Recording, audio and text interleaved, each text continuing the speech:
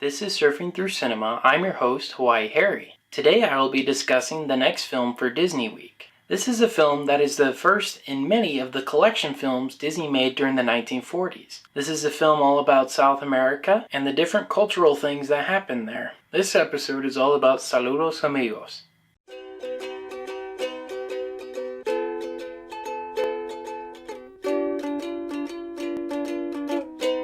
Okay, so some technical details. So this is the first of the many package films Disney released during the 1940s. And this one was released August 24th, 1942 in Rio de Janeiro, Brazil. The reason why that these movies were made is because the State Department commissioned them for the good neighbor policy that Franklin Roosevelt was trying to implement during World War II.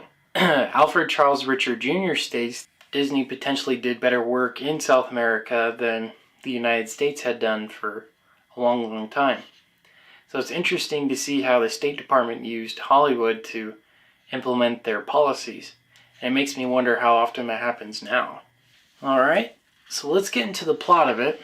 Now the way this film works is it's divided into 4 different animated segments. And so I'll talk about each of those individually. So the first one's called El Lago Titicaca. And this is with Donald Duck. And he's traveling around the famous lake out there. He interacts with the different community members. He interacts with a llama. It's kind of a humorous look at American tourists in South America.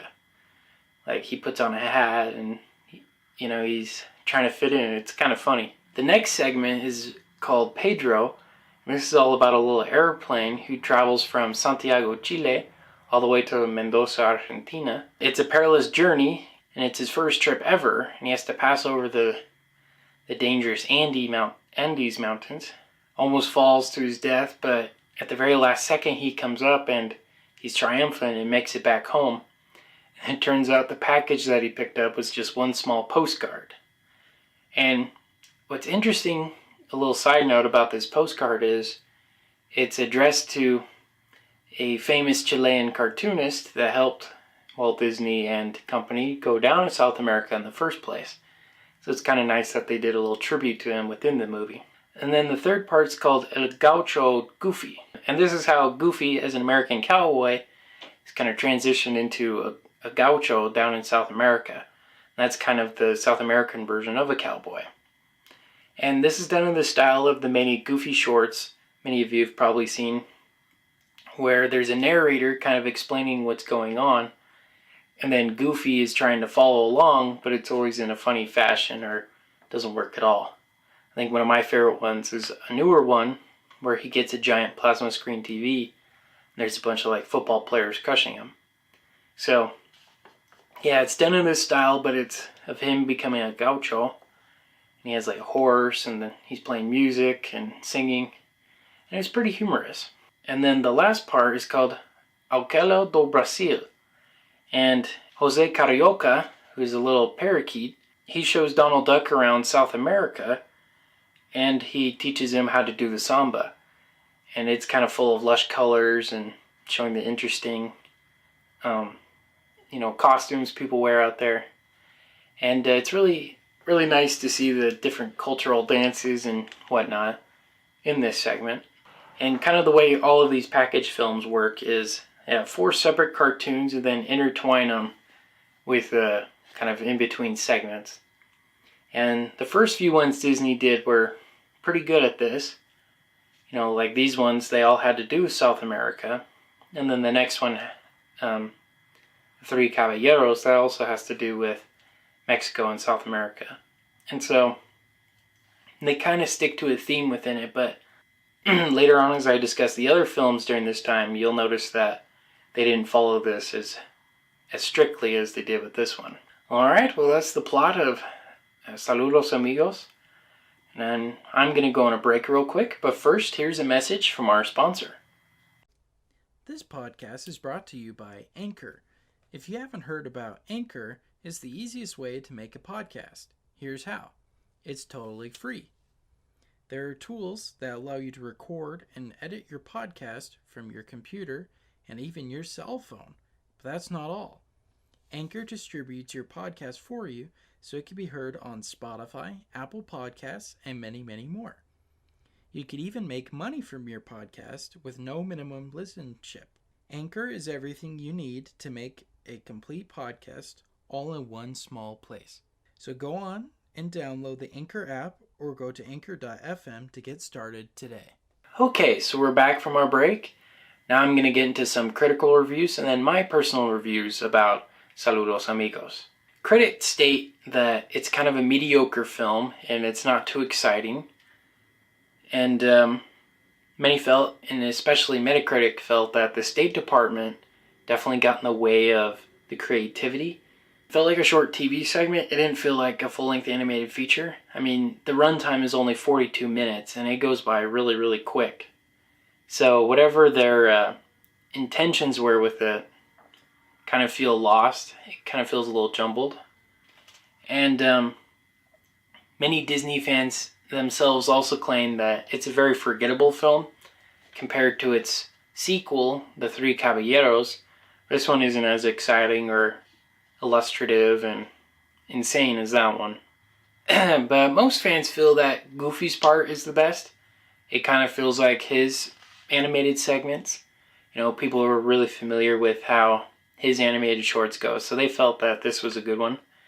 And the Pedro one with the airplane was also really popular down in South America, so RKO eventually released it as just one of those theatrical shorts that you typically see before a movie. So those are the two most popular ones, but the other ones are pretty forgettable. So that's what most people feel of it. Now we'll get into my views. I agree, I think it's easily skippable. This is definitely not Disney's best work. So if you skip out on it, you're not missing much. If you're a fan who is like a completist, definitely see it at least once in your life. It's definitely not one you see over and over again like you would with Bambi or Sleeping Beauty or any of those. The animation kind of suffered, and that might be due to the fact that the state funded it, so they were limited to how many crazy animated segments they could do. So you could definitely feel they were missing out a lot. It also might have had to do with the fact that there's the strike going on. And so I'm sure they were scrambling and struggling to get this out. And it came out okay. It wasn't the greatest. I will say though, the sequence called Aquela do Brasil had very beautiful coloring and beautiful painting like strokes. Like it looked like there was a paintbrush. Well, there was a paintbrush kind of painting the waterfalls and all the beautiful backgrounds. I think that was probably the best segment animation-wise. It didn't break any new ground. Definitely not like Fantasia or anything, but compared to the rest, it is the best part of the film, animation-wise. And I also agree with the fans. I think Three Caballeros is the best one. I've seen that one more, and every time I go and watch Saludos Amigos, I think I'm watching the Three Caballeros. So I'm expecting the different segments in that one with Saludos Amigos, and I'm kind of disappointed how short and how few cartoons there is in it. So definitely not the best one. Do I recommend watching it? Kind of like I said, if you're a completist, sure, go ahead and watch it. But you're not missing out much if you don't watch it. But yeah, that's kind of my thoughts and feelings about Saludos Amigos. Sorry if I kind of butchered the Portuguese pronunciations. I know Spanish, so I'm more familiar with that type of pronunciation. But next time, I'll be discussing the next film for Streaming Through Cinema Week. This is a movie about a young boy who makes an unlikely friend and an alien. And no, this is not Mac and Me. This is the film that they ripped off. I'm of course speaking about Steven Spielberg's classic E.T. the Extraterrestrial. And so, until next time, this has been Surfing Through Cinema with Hawaii Harry. Take care.